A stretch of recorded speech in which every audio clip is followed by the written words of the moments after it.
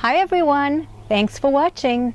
Here in the United States, many children have gone back to school or will return to school shortly following a long summer break.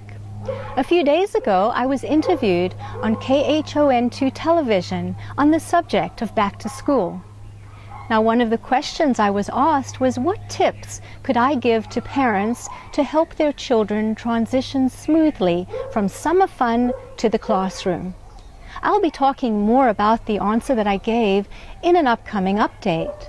But it got me thinking, and gave me an idea for the subject for this blog post, which is, how do we as adults deal with transitions and or change in our lives?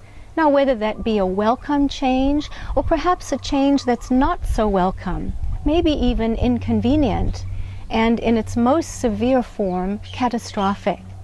How do we deal with going from something that's familiar and we're used to, in a sense, to something that may be completely new and unfamiliar?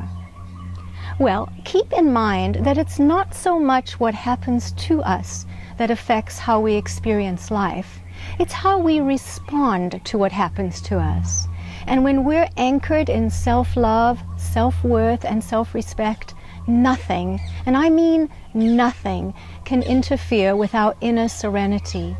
And when we're serene and at peace within, there's nothing we cannot handle. Do you know, if you think about it, we have all the emotional, intellectual, and yes, even spiritual tools within us to handle any situation. That said, here are today's 3 healthy living tips to effectively deal with change. Number 1, when we're faced with change, even to the point of disruption, it's really important to stay in the moment and only focus on the future if it's absolutely necessary. Number 2, it can also be useful to see change as an opportunity for growth, a meaningful challenge rather than a threat.